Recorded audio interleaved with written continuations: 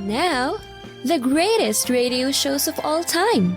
Suspense. The Shadow Node. Washington calling David Harding, counter-spy. Classic radio theater. The Great Gildersleeve. Fibber McGee and Molly. Dragnet. Gunsmoke. The Lone Ranger. Now, step back into a time machine with your host, Wyatt Cox. Good evening, friends of the Inner Sanctum. An early episode of The Shadow going back 80 years to October 25th, 1942, The Alibi. And we thank you for tuning in on this Tuesday, 25th day of October, 298th day of the year. We have 67 days remaining till the end of the year. Now, it was on this date in 1923, the Senate began investigating the Teapot Dome scandal. Secretary of the Interior Albert Bacon Fall had leased Navy petroleum reserves at Teapot Dome in Wyoming and two other locations in California to private oil companies at low rates without competitive bidding. In 1922 and 23, the leases became the subject of a sensational investigation by Senator Thomas J. Walsh.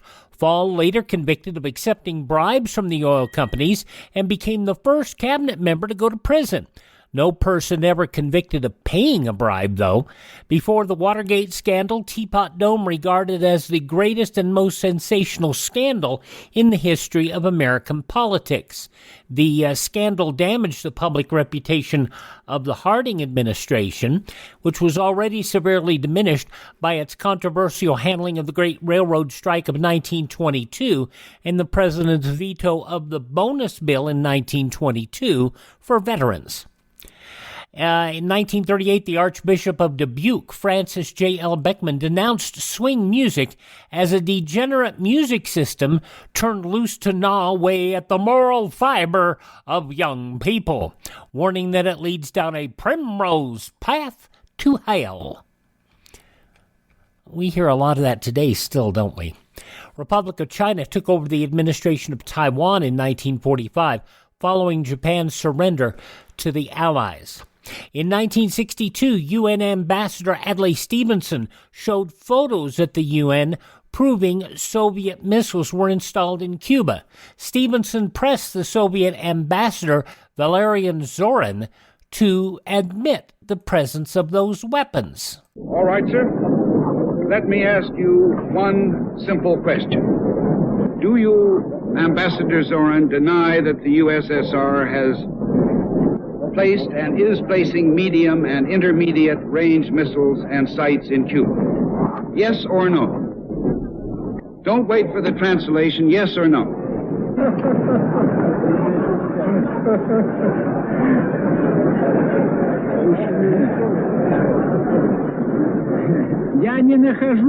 I am not in an American courtroom, sir, and therefore I do not wish to answer a question that is put to me in the fashion in which a prosecutor does. In due course, sir, you will have your reply. You're in the court of world opinion right now, and you can answer yes or no. You have denied that they exist. I want to know if I've understood you correctly.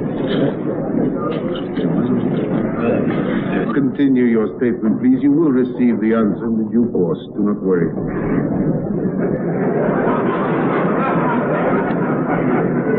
I'm prepared to wait for my answer until hell freezes over, if that's your decision. And while for a period of time it seems like we got better diplomatic relations with Russia, it seems like those over the past 10 years or so have declined severely. China detonating its first nuclear device on this date in 1964. The UN ceded the People's Republic of China, the communist government, and expelled the Republic of China, the, I don't want to say, well, I guess I would have to say, the more Western government in 1971. Yes, there was actually a government which was far less communistic than China. Communist China is today. And nobody wants to refer to it as communist China anymore, which is sad because it's a communist state, just as Russia is a communist state. In 1972, the Washington Post reported that White House Chief of Staff H.R. Haldeman, the fifth person to control a secret cash fund designed to finance illegal political sabotage and espionage during the 1972 presidential election campaign. In 1983, the U.S. and its Caribbean allies invaded Grenada, 6 days after Prime Minister Maurice Bishop and several of his supporters were executed in a coup d'etat. Small ones. Whoa! Get down! Get down! There's bombs going on. A rocket was just fired. A rocket was just fired at the government buildings. Rockets are exploding in the harbor right now. Recruiting our people to fight against the forces of Satan. They all rise. Only to fight. Grenadians, our country is now under attack.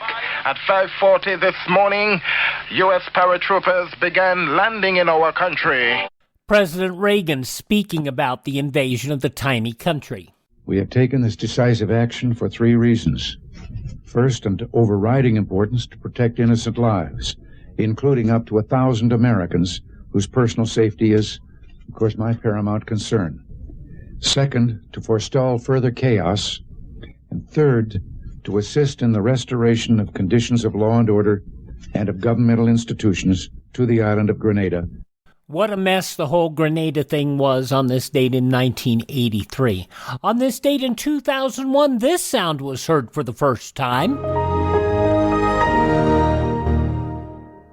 Yes, the official release of Windows XP, Microsoft's last great operating system.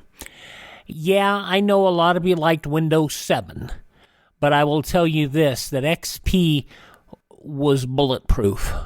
It was amazing how solid that operating system was. It was as good as DOS ever was. The last great Windows operating system, released on this date in 2001. Fidel Castro, Cuba's president, announced in 2004 transactions using the American dollar would be banned by the 8th of November. Yeah, those American dollars, they're so nasty. If you don't like them, Fidel, well, or whoever's running Cuba now, you can send them to me. Passing away on this date in history, Forrest Tucker, Roger Miller, King of the Road. Also, Vincent Price. Richard Harris, both known as Dumbledore in the Harry Potter movies, and his hit song, MacArthur Park. Also, Bob Newhart shows Marcia Wallace. All those folks passing away this day. I've seen Marcia Wallace in a number of game shows on Buzzer recently, and she was quite good.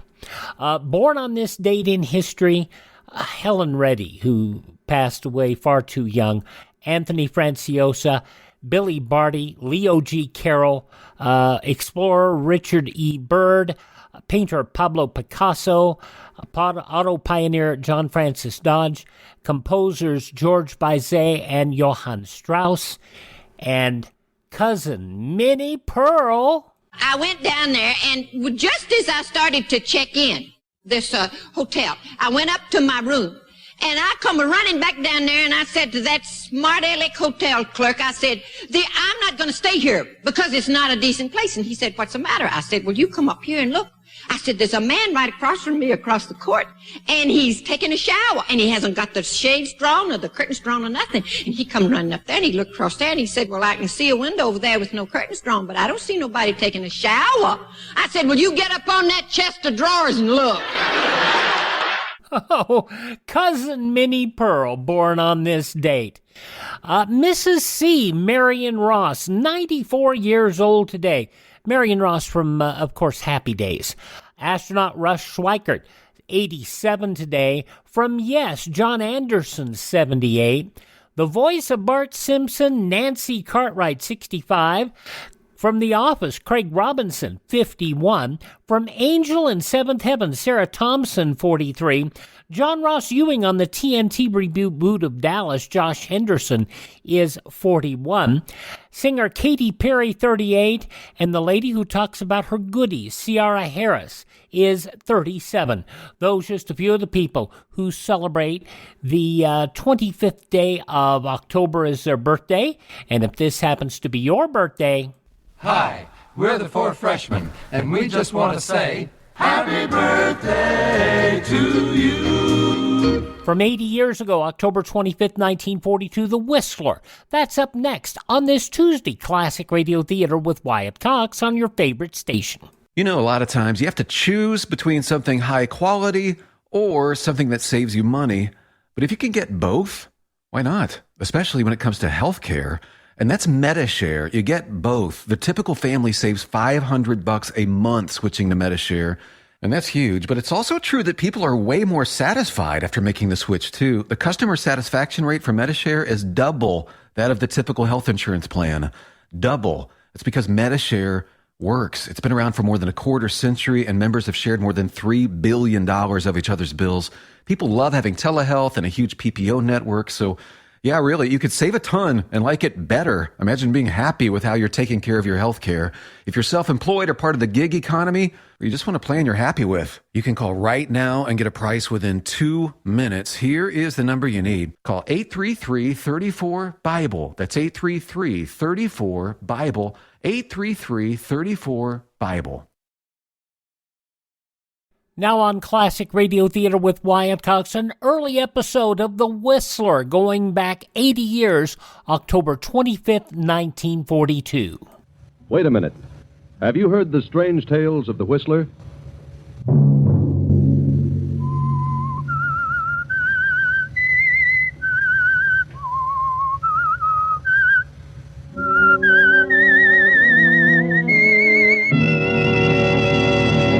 I'm the Whistler.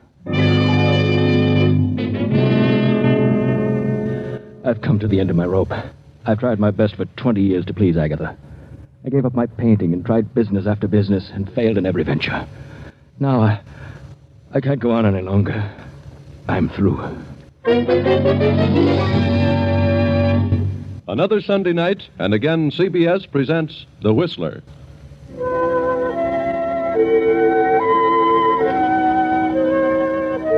I, the Whistler, know many things, for I walk by night. I know many strange tales, many secrets hidden in the hearts of men and women who have stepped into the shadows. And so I tell you tonight the amazing story of the Alibi. Poor Henry Farrington paces the library floor. Through his mind run the events of the past 20 years, from the day when he married the wealthy young widow Agatha Durant. Henry hadn't a dollar of his own then, nothing but charm. He still hasn't a dollar of his own, and now very little charm. Henry was a struggling artist, but Agatha was a businesswoman and was determined to make Henry a businessman. And Henry had tried hard. Agatha backed him in venture after venture, bossing him, completely dominating his every moment. But Henry experienced nothing but failure, and gradually Agatha's love turned to disgust. And now, 20 years later, his artistic talent long since vanished, he realizes what a wreck Agatha has made of him. What are you doing in here, Henry? Morning, Agatha. I said, what are you doing? Why, I'm just thinking. That's what I thought. What are you doing with the lights on in the daytime? Why, it's cloudy this morning. Bit dull in here. You don't need lights to think. Turn them out. Yes, Agatha. Are you going to do nothing but mope around again today? What do you want me to do? Do you know what day this is? Why, no. What day is it? Perhaps I've forgotten. You'd forget your head if it weren't tied down. It's the 1st of the month. You go into town and collect the rent on the store buildings. Very well, Agatha. Shall I deposit it in the bank? No. Bring it back here. And hang on to it. You lost it last time. Or so you said. I did lose it. You need a nursemaid to follow your every move. You've done a pretty good job of it. Did you order the garden hose yesterday? No, I forgot it. I had a lot on my mind. Yeah? What's bothering you now? Well, I've got a chance to get in on a pretty good deal. I need some money. What kind of a deal? Well, it's an oil lease deal. Who with? By Joe Hammond. A 50-50 proposition. Joe Hammond? You know better than to talk to me about Joe Hammond. He's done pretty well. Yes, for himself. Double-crossed everybody he ever came in contact with. He's a good lawyer. You mean he was? Good thing I caught up with him and had him disbarred. He'd have stolen every dime I have. It only takes $2,000. $2,000? Add up all the thousands I've given you to put over business deals, and you'd have a fortune. You haven't an ounce of business sense in your whole body. I never said I had. That was your idea. You started me on my business career, and you can take the consequences. What do you mean by that? I'm going in on that deal. I need $2,000. And one way or another, I'm going to get it. I wish I knew what you mean. You'll know later. Where you going? Into town to collect the rents. You better bring it back with you. I will, Agatha. I'll bring the rent and... And what? And the hose. Of course. Good morning, Agatha. Threatening me. Well, I'll soon fix him. Agatha stands staring after him. Terrible thoughts race through her mind. Thoughts of fear, disgust, hatred, money, death, revenge. Her head begins to whirl. She can scarcely breathe. Her eyes bulge in terror. She clutches at her heart, her throat. Higgins!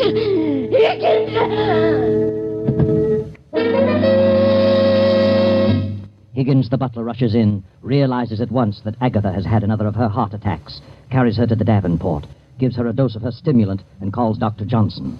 I heard her call to me, but she was unconscious when I reached her, Dr. Johnson. I gave her some of her heart medicine. And I don't remember her having one of these attacks for several months, Higgins. She's had one a week for the last 4 or 5 weeks, Doctor. Oh, dear. Well, she'll pull out of it in a few minutes. Her heart's in a terrible condition. She's been under some extreme emotional strain. Oh, yes. She's coming round now. Ah, morning, Agatha.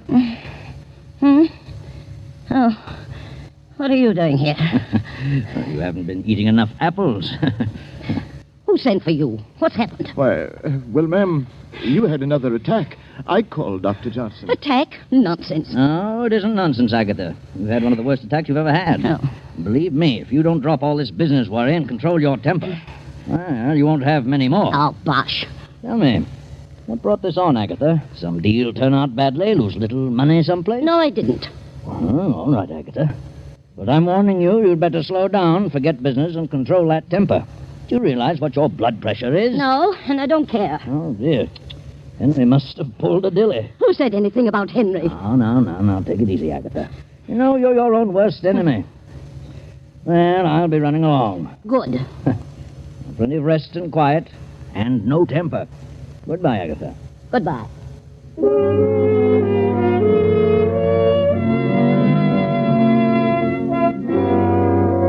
Poor Henry walks around town for a half hour and finally gets up sufficient courage to see Joe Hammond, the ex-lawyer. Well, Henry, have you got the 2,000? Well, no, that is not exactly, Joe. When will you have it? I can raise it, but it'll take a little longer than you gave me. Now, look, Henry. I bought that lease and gave my check for 4,000. Your check bounced. You didn't have a dime and you knew it. Now I'm caught short because of you. And you'd better dig up the 2,000 or I'm turning it over to the county attorney. I'll get it, Joe. How will you get it? I'll figure it out. Did you ask your wife? Yes. But she refused when I told her it was a deal with you. Oh, you're a sap, Henry. You know she hates me. I've told her she was all wrong about you. I couldn't stand to be around a woman like that. Sometimes I can hardly stand it myself. I'd kill her. What did you say? I said I'd feed her ground glass. She's done enough to me. And if I had to put up with her as you have, well, I'd do something about it. What would you do, Joe? I'd wring her neck. I can't stand a bossy woman. You'd kill her, would you? Oh, well, I was just speaking figuratively.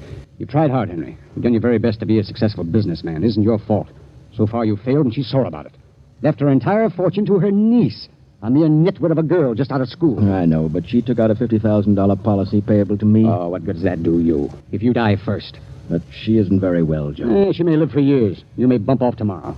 Yeah. Oh, of course, I doubt that. Nothing wrong with you that a bank account wouldn't fix. Is there?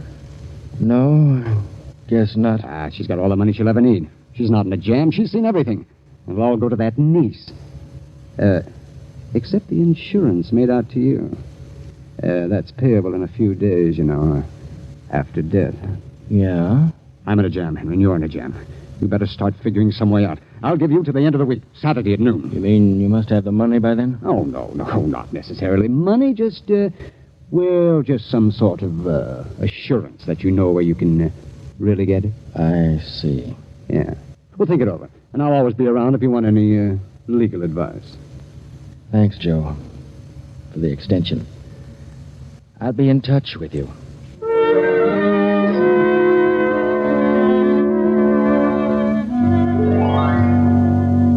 Agatha is in her room now, sleeping. Her niece has come home from college, having graduated, and brings with her a young man. The two young people are waiting for the aunt to wake up. Well, believe me, Janet, this is certainly a swell place. I had no idea it was like this. I thought you'd like it, Grant. I've never lived in a house with more than 6 rooms. This place must have at least 15. More than that, darling. Mm-hmm. Your Aunt Agatha certainly must have a lot of money to be able to keep a place like this. She has. She has more than she knows what to do with. What'd the butler say happened to her? Oh, she had another attack. It's her heart. She has a terrible temper and pays no attention to the doctor's warnings about getting excited. According to Higgins, the doctor said he doubted if she could stand another like the one today. Must be in pretty bad shape. Do you think she'll like me, Janet? Why shouldn't she? I do. Oh, I warn you, she's a sour face and grouchy. But don't let her upset you. She'll get used to you. I love you very much, Grant. That's all that really matters. October 25th, 1942, The Whistler. On this Tuesday, Classic Radio Theater with Wyatt Cox on your favorite station.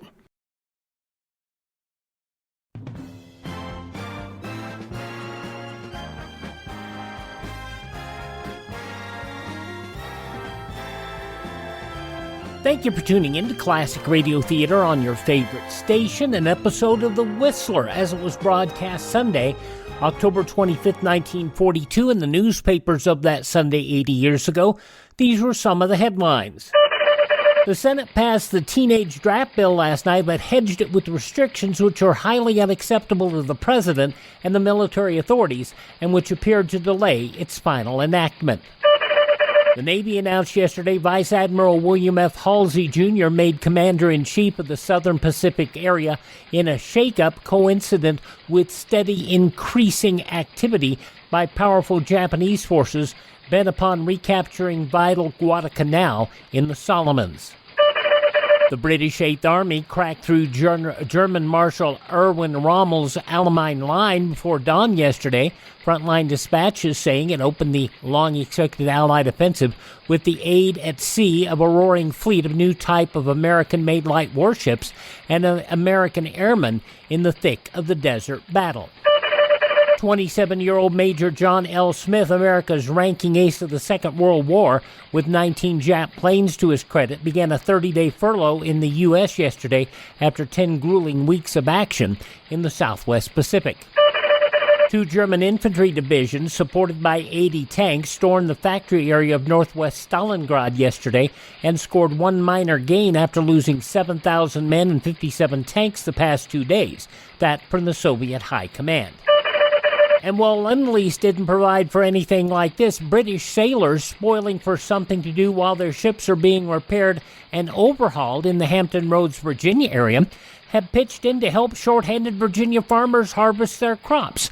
A group of sailors marching into the Norfolk Naval Yards to change to work clothes and catch rides to nearby farms. Some of the volunteer workers gather corn in the fields. The tars are not allowed to collect pay, but wise farmers furnish plenty of beer, food, and entertainment to make up for it. Those some of the day's top news stories as reported in the newspapers of Sunday, October 25th, 1942, on your radio The Whistler, which continues now on Classic Radio Theater with Wyatt Cox. I love you more than anything in the world. Your aunt will see you now, Miss Janet. Thanks. Come along, Grant. Right. You wait outside the door. I want to talk to her first. I'll try to get her in a good humor. Boy, this is a tense moment. I feel like I'm going before a judge. Hello, Aunt Agatha. How do you feel? I feel all right. How long have you been here? Oh, about half an hour. Sorry to hear you had another attack today. You should take things more calmly. That's easier said than done. How's Uncle Henry? He's in town. Good-for-nothing man. Oh, I wouldn't say that. What do you know about it? Nothing. Oh, I think I know Uncle Henry rather well. All men are the same. I wouldn't trust one around the street. Well, that's a matter of opinion. Aunt Agatha, Well, what's on your mind? What are you trying to say? I have a surprise for you. Surprise? What do you mean? I brought a guest home with me. A guest? Least you could do was warn me. Who is she? It isn't a girl. Who, then? Just a minute. Come in, Grant. Aunt Agatha, this is Grant. Grant? Grant who? Grant Collins. I'm very happy to meet you, Mrs. Farrington. What's he doing here? He's going to stay here for a while. Why? Well, because I asked him to. Well, I didn't ask him. But, Aunt Agatha, you don't understand. I understand, all right. And I don't need any explanations. Is this an example of what you've been doing at college, running around with men? Well, this is different. Grant is more than just a friend. I have enough trouble around here now, without taking on any more. You'll have to leave at once. You don't know what you're saying. I certainly do. Perhaps I can explain You it. keep out of this. This doesn't concern you. I'm afraid it does concern him, Aunt Agatha. Well, who is he?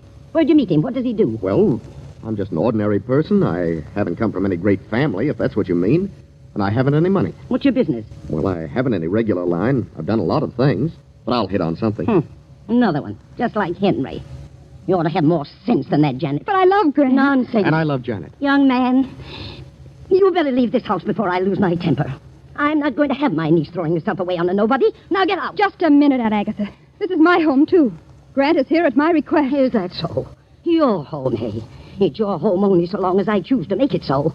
You're my heir, but if you dare to defy me, I'll change that quicker than you can bat an eye. Oh, you're jumping to conclusions. After you get to know me better, I think you'll like me, Aunt Agatha. Aunt Agatha? What do you mean by Aunt Agatha? I'm your nephew. Did you say nephew? Yes, he did. Grant and I are married. Married? We were married today. How dare you? How dare you do such a thing without Now, consulting please, me? Aunt Agatha, don't let yourself get excited. Get out of here. Get out. But please, Mrs. Farrington, give me a chance to explain. This marriage will be annulled immediately, Janet, or I'm through with you. Do you hear? I'll change the will and leave you nothing. It's final. Now get out. Get out, both of you, and leave me alone. Get out. Come on, Grant. Let's leave her alone before she has another attack. What do you think we should?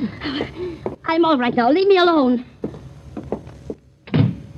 Say, I never expected anything like this. Neither did I. She certainly is in a bad way. Yes, I didn't realize it was quite this serious. She's in a terrible mental state. Well, this is a pretty situation for us. Well, I don't want you to leave, darling. You'd better wait a few days until she's better. There must be some way to win her over. I hope you're right. I'll have a talk with Uncle Henry. Something's happened to cause all this. I'll find out as soon as he comes in. Now, don't worry, darling. Everything will be all right. I hope so. I'll just keep out of her way for a few days and see what develops.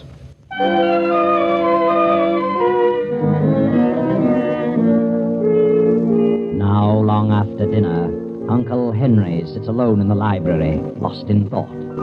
On the desk before him is a small calibered revolver.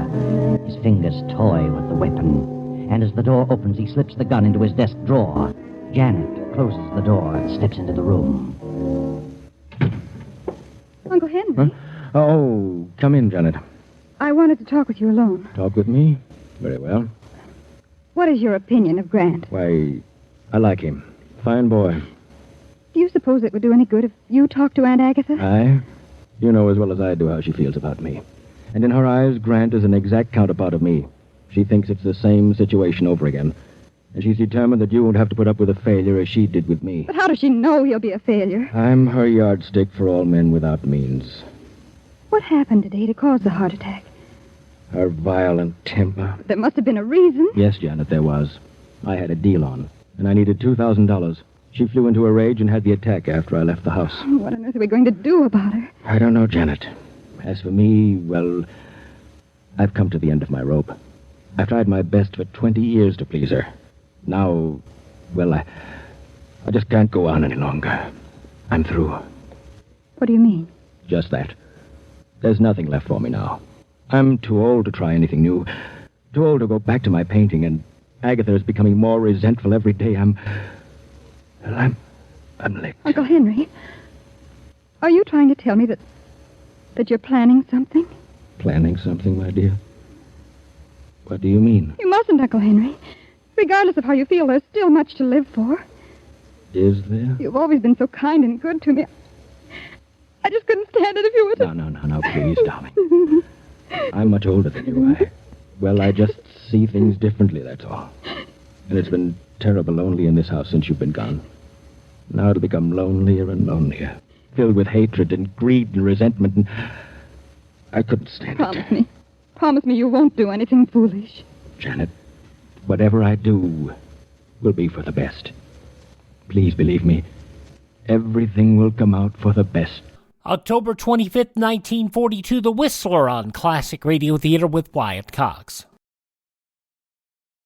We go back 66 years on Wednesday's Classic Radio Theater, the CBS Radio Workshop, When the Mountain Fell, from October 26, 1956, a French drama about a shepherd who apparently returns from the dead 2 months after being buried alive by an avalanche. That's on Wednesday's Classic Radio Theater, but let's wrap up this Tuesday edition of The Whistler. 80 years ago, October 25th, 1942, The Alibi.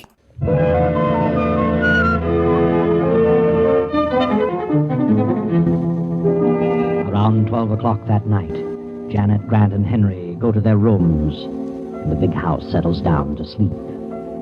Then, 2 hours after midnight, Agatha stirs uneasily in her bed. An eerie figure in white stands beside her.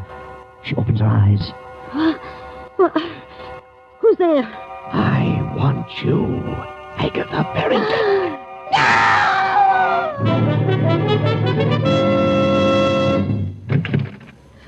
Aunt Agatha! Aunt Agatha! Good heavens! Brian, Uncle Henry, hurry! What's happened? I heard a scream. Janet, what was it? There's a medicine. Give her a dose. I'll rub her wrists. Oh, she's as cold as ice. What on earth could have happened? A nightmare? She's had quite a shock. Oh, her pulse is fairly strong. She's coming to. Oh. What happened? Well, you screamed. You had fainted when we got here. Yes. There was someone in this room. I saw it. Saw what? I don't know what it was. It was a figure in white. Auntie, you must have had a nightmare. Maybe so. It could have been a nightmare, but it seemed so real. Look. The window to the balcony is open. Did you open it, Aunt Agatha? No, I never keep it open. Look outside, Grant. You mean it might have been a burglar? My diamonds. It could have been a burglar. And your scream frightened him away. Look in the box in the drawer. I did. They're all here. Not a sign of anyone outside. Do you feel better now? What's happened, ma'am? Anything wrong? No, Higgins, nothing's wrong. Go back to bed, all of you. I'll be all right. And lock that balcony window.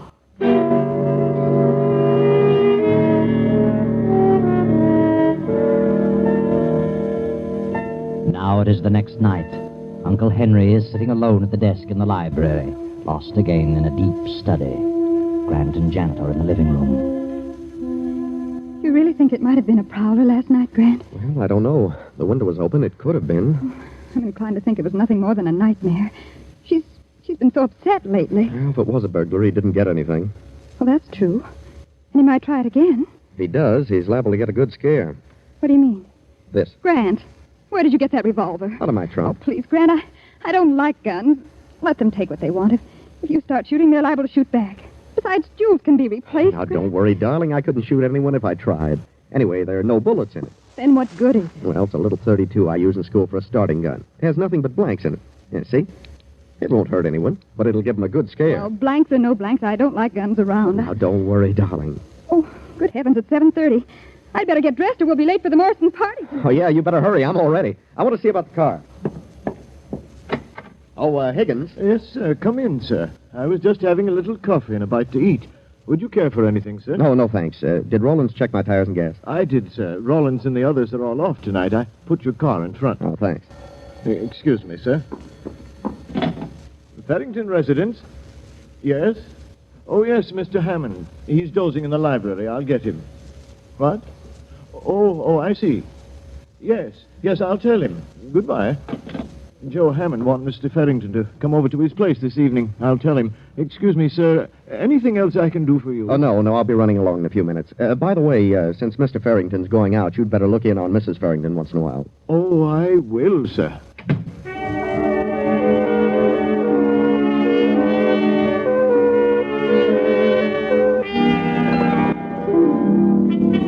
Grant and Janet drive to the Morrisons' estate to attend a charity lawn party, and Henry goes to talk things over with Joe Hammond, the ex-lawyer who owes Henry's bad check. Then, toward midnight, the lawn party breaks up and Grant and Janet return home. Well, that was a wonderful party, Grant. I never saw so many people. Friends I haven't seen for 4 years. I was thrilled to death. Yes, it was quite an affair. I wonder how much they raised. Good many thousands, I imagine. And did that red-headed gal sell war bonds? I'll run up and see how Aunt Agatha is. I'll be right down. Right. I think I'll have a nightcap. Want one? No, thanks. Hello, Grant. Oh, hello. Party over already? Yeah, big affair. Had a great time. I got to talking business with Joe Hammond, and first thing I knew, it was almost midnight. Grant, call Dr. Johnson. Huh? Janet, what is it? Aunt Agatha. Come quickly, Uncle Henry. Call Dr. Johnson, Grant. You can't get him. Call the emergency hospital. Get a police ambulance.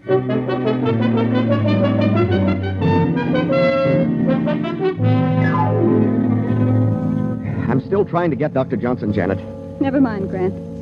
Police surgeon says we won't need Dr. Johnson. Did he pull her out of the attack? No. He couldn't do a thing for her.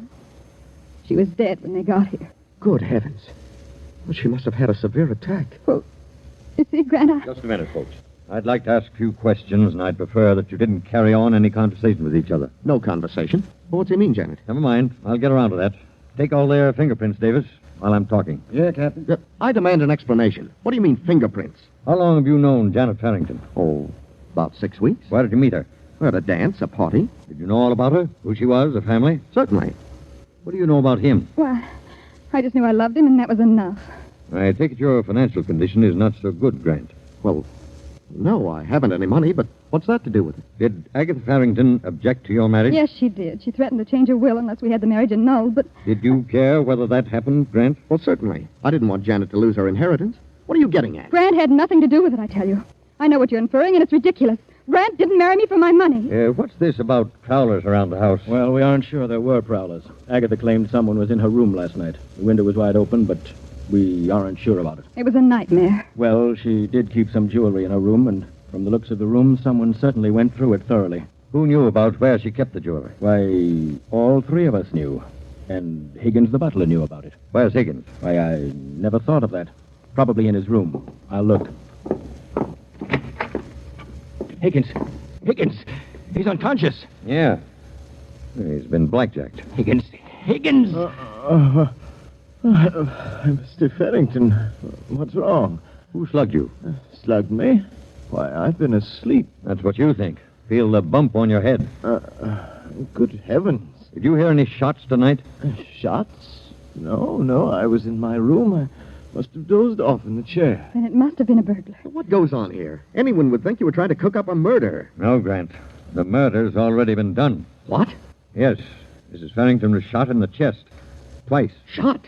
But that's not possible. Shot? Here you are, Captain. We found this gun in the young fellow's room. It's been fired twice. Oh, this is silly. That's a starting gun. Nothing but blanks in it. Who fired it? What? I haven't the slightest idea. All right, Davis. Take the gun and the bullets from Mrs. Farrington's body and have ballistics check on them.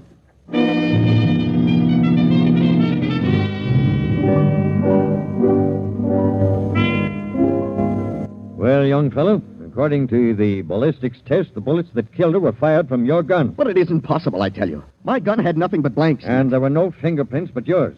I'm afraid you're stuck with this deal. No, please listen. I couldn't have done it. You had a motive, a gun, and an opportunity. And furthermore, you left that party for a half hour tonight. We checked on it. We have a witness who saw you leave. All right, what if I did? My gun has blanks in it.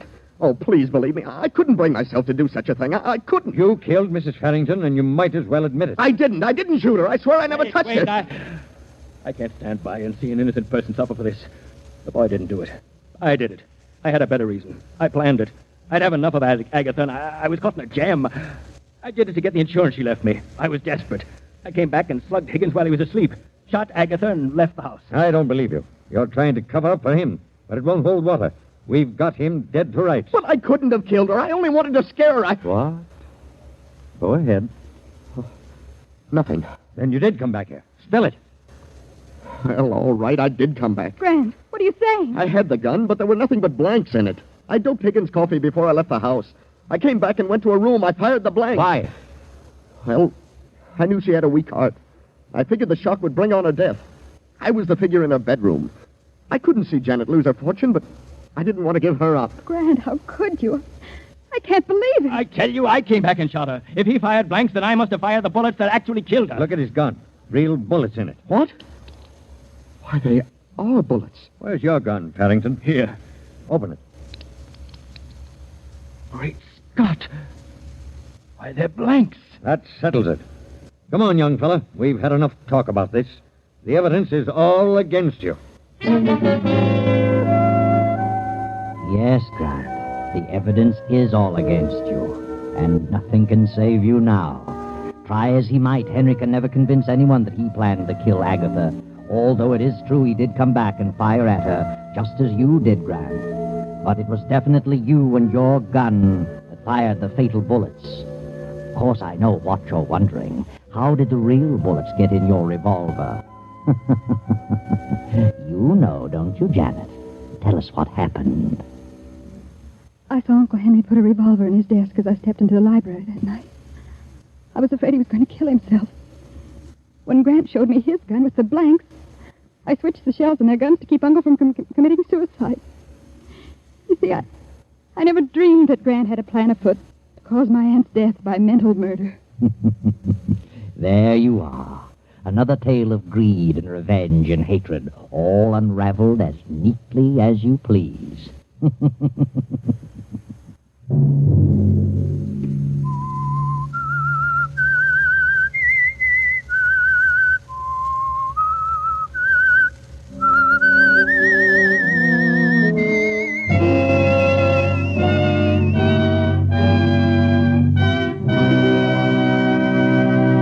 October 25th, 1942, The Whistler on Classic Radio Theater with Wyatt Cox.